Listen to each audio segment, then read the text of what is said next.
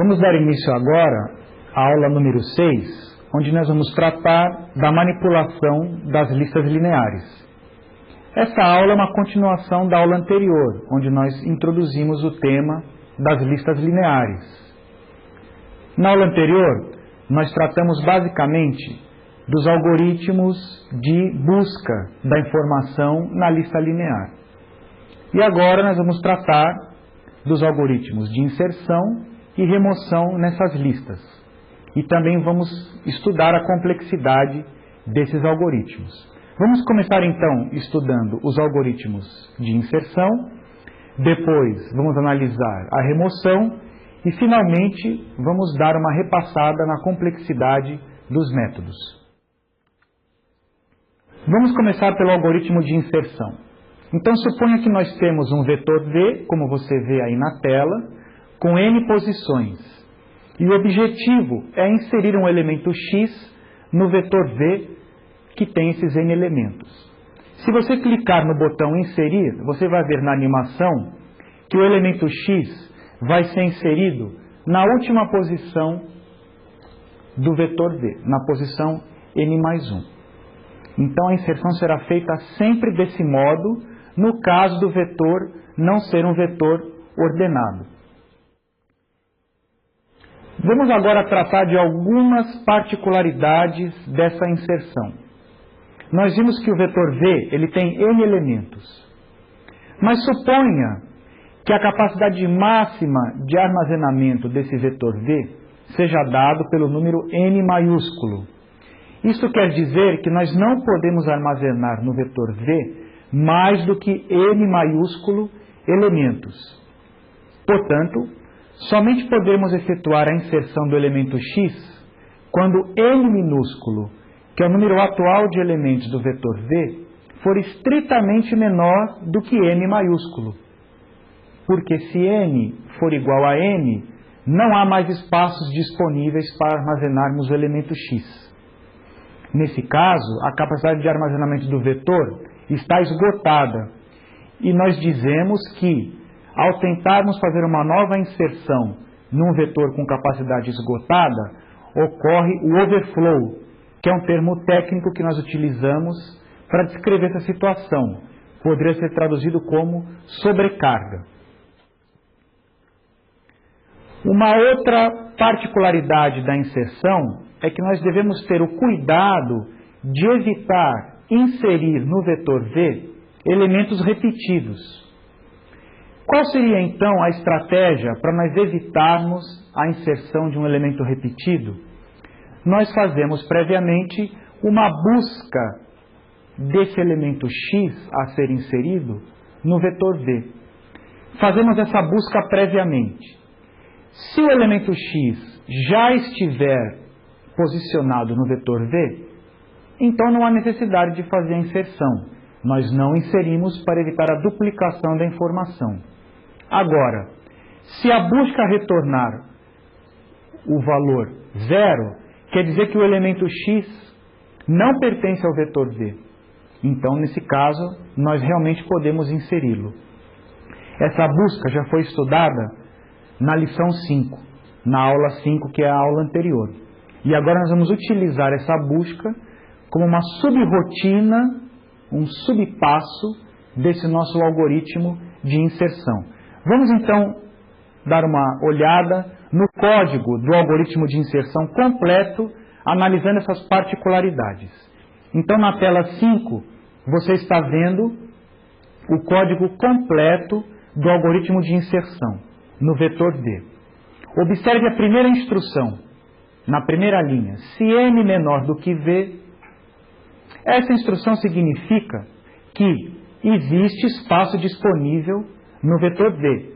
Quando N minúsculo é menor do que M maiúsculo, então nós podemos fazer a inserção, como eu havia dito.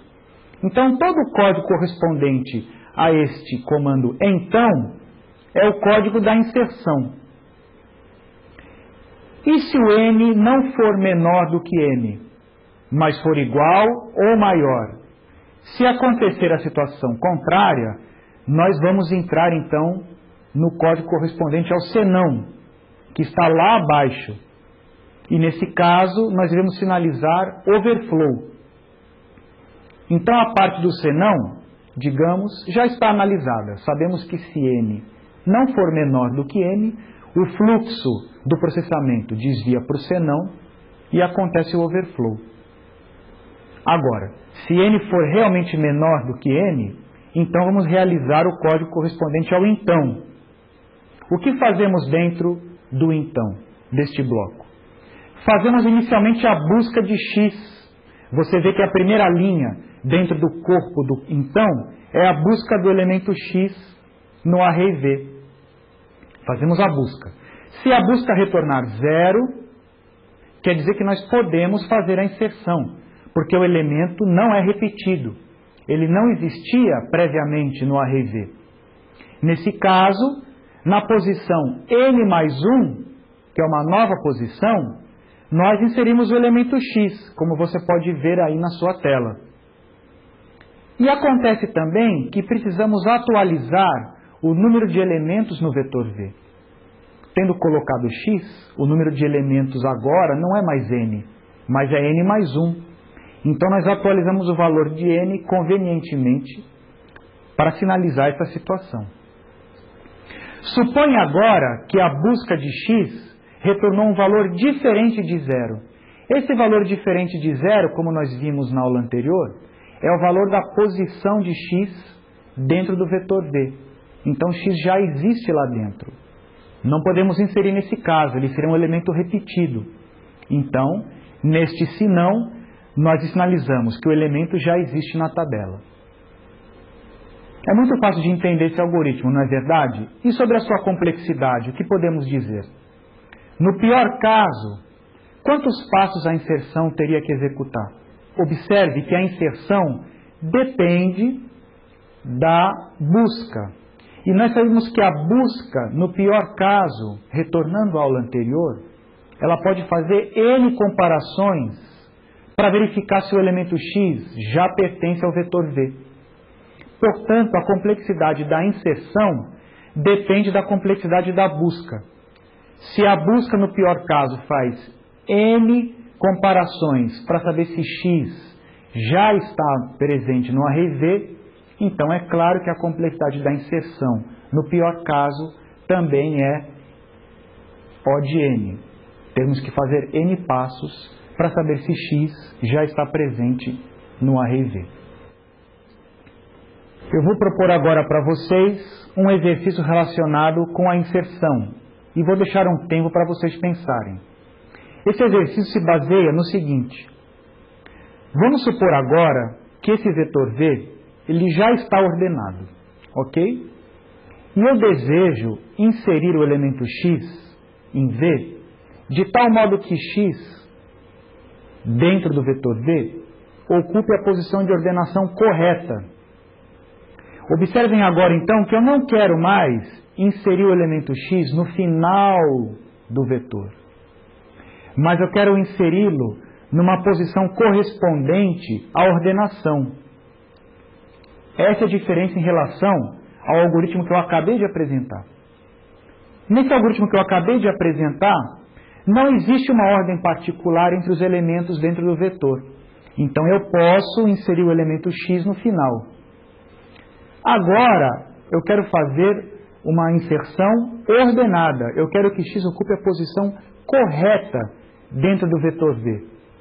Você seria capaz, então, de modificar o código do algoritmo anterior de modo a satisfazer essa nova exigência?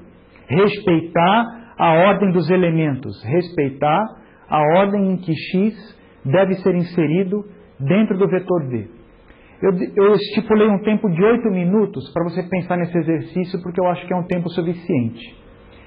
Então agora você pode pausar a aula e pensar um pouquinho nesse exercício. Ao terminar, você pode retomar e eu vou dar a solução do problema para você.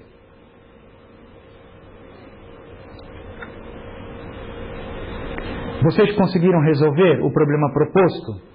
Na verdade, existe uma série de particularidades que nós temos que levar em consideração. Então agora na tela 7 você vê a solução completa do problema de inserção do elemento x na lista ordenada. Vamos começar então analisando passo a passo esse código. Na primeira linha, você tem a nossa pergunta tradicional. Se n minúsculo, que é o número atual de elementos no vetor, for igual a n maiúsculo, que é a capacidade máxima de armazenamento, nós temos então a característica do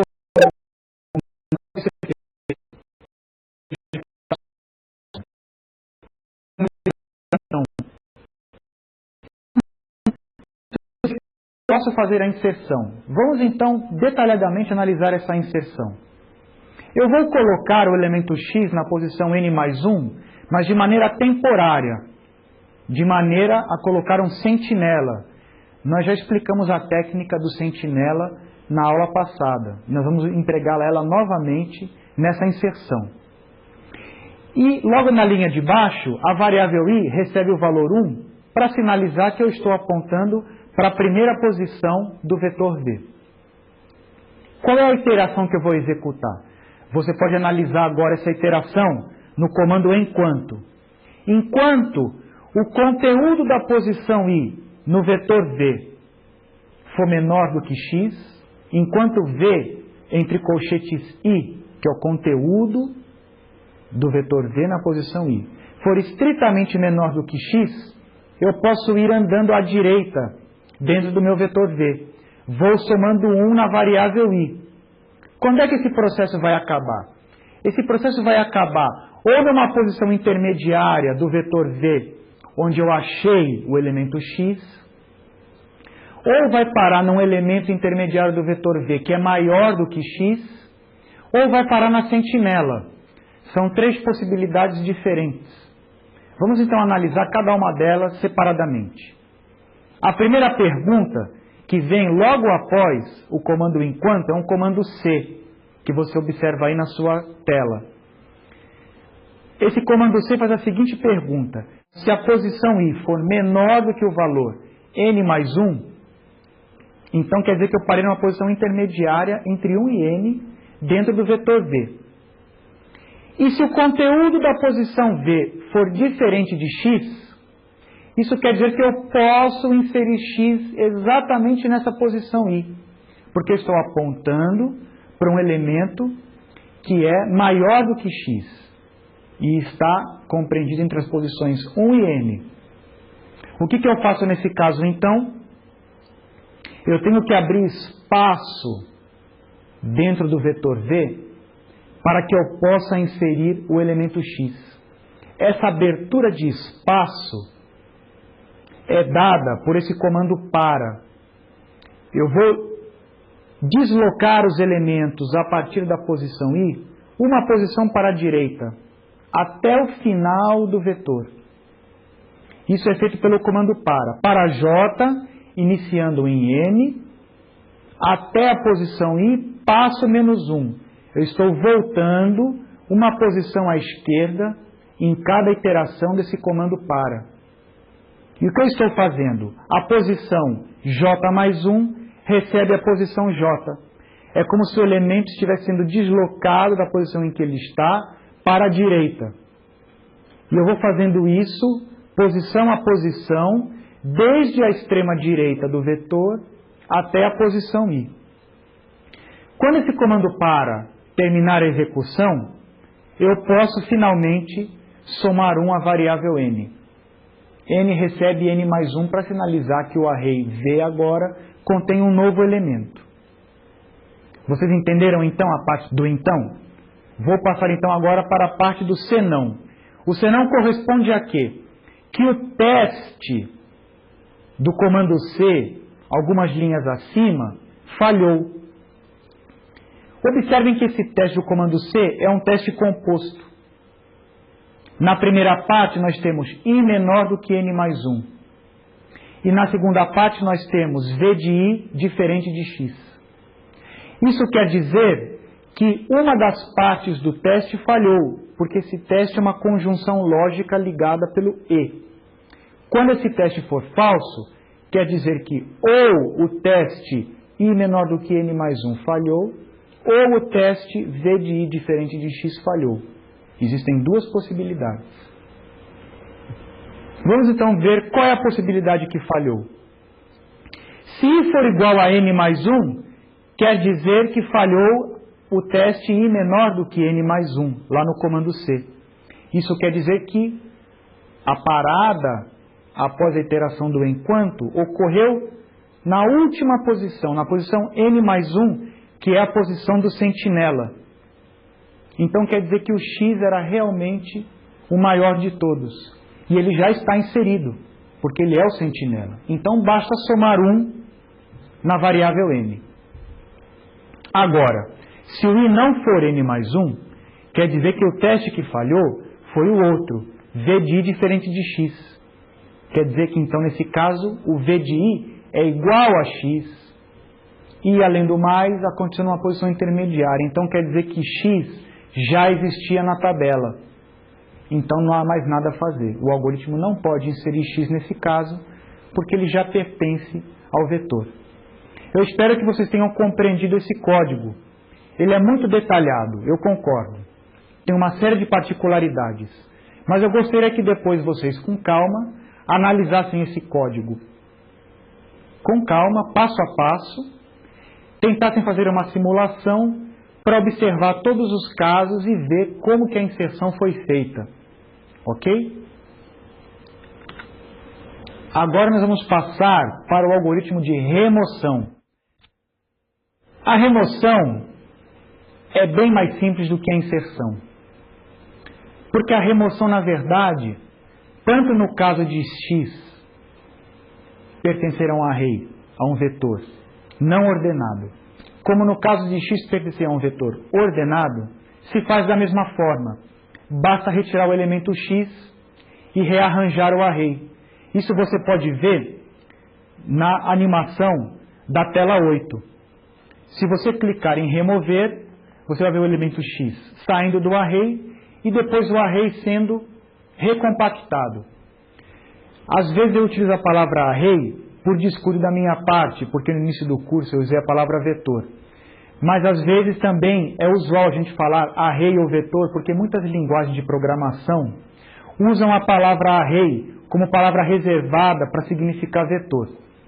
Eu vou tentar me esforçar para falar sempre vetor, mas se alguma vez eu falar array, não se preocupe, é sinônimo de vetor, ok? Clique novamente na animação. Clique em voltar e faça a animação novamente. Então a remoção ela é feita sempre em 2 passos. Em primeiro lugar, removemos o elemento x e depois o vetor é recompactado. Vamos ver então como fazer esses 2 passos da remoção? Na tela 9 você tem o código da remoção, que é um código bem simples. Você vai ver agora uma novidade. Na primeira linha desse código existe uma pergunta, se n igual a 0. O que quer dizer n igual a 0? N igual a 0 quer dizer que o vetor está vazio, não tem nenhum elemento. Como nós vimos, n sempre armazena o número atual de elementos do vetor. Se n é igual a 0, significa que o vetor está vazio. Ora, de um vetor vazio você não pode remover nada. Então a gente não vai executar nada nesse caso. É o que a gente chama em computação underflow, que é o contrário do overflow. O overflow era no caso de inserção. Se o array estivesse sobrecarregado, eu não poderia inserir mais ninguém. Agora é o contrário. Se o array estiver vazio, o vetor estiver vazio, eu não posso remover ninguém. Esse é o underflow. Então, se n é igual a 0, não há nada a fazer. E se o n for positivo, for maior do que 0, então nós podemos remover. Vamos então remover o elemento x do vetor v. Ora, eu só posso remover x se ele estiver presente dentro do vetor. Então a primeira providência é buscar x dentro do vetor v, que é feito pelo algoritmo busca1 de x, que verifica se x pertence a v, na primeira linha, dentro do corpo do senão. Faço essa busca e a variável j recebe a posição onde x poderia estar. Ou 0 se x não está. Lembrando da aula número 5. Se j é igual a 0, isso quer dizer que x não pertence ao vetor v. Então não faz sentido removê-lo. Então observe no código, se j é igual a 0, então sinalizamos que o elemento não está na tabela, não há nada a fazer. Caso contrário, senão x está na tabela, então eu devo removê-lo. Para removê-lo, observe que basta recompactar o vetor v. Ao recompactar, os elementos vão ser deslocados para a esquerda e x vai ser automaticamente apagado. Essa recompactação é dada pelo comando para. O comando para começa na posição j, vai até a posição n-1, quase no final do array, e a posição v de i recebe a posição v de i mais 1, que é a posição imediatamente à direita. Então, toda a recompactação é feita por meio desse comando para. Ao final do comando para, o valor de n tem que ser atualizado, porque o elemento x foi removido do vetor v. Então, n já não é mais n. n agora é n-1, o que é sinalizado pelo último comando do algoritmo, na última linha abaixo. Qual é a complexidade desse método? Novamente, ordem de n passos. Por quê? Porque para você fazer a remoção, é necessário antes você fazer a busca. E a busca, no pior caso, nós já vimos na aula anterior, pode demorar n passos. Então a complexidade desse método é determinada pela complexidade da busca, que é, no pior caso, O de n. Chegamos agora ao fim da nossa aula e eu quero propor para vocês um último exercício para que você fixe bem o que nós explicamos nessa parte de remoção. Então eu quero que você me responda a seguinte pergunta. No caso de o vetor v estar ordenado, a remoção de um elemento apresentaria modificações significativas em relação ao algoritmo que eu acabei de expor? Na verdade, eu já respondi essa pergunta. Mas agora eu quero que você pense detalhadamente nessa pergunta novamente e veja o que há de diferente, ou se há alguma coisa de diferente. Você pense com calma, converse com seus colegas, converse com o tutor e chegue a uma conclusão. E assim chegamos ao final da nossa aula. Até a próxima.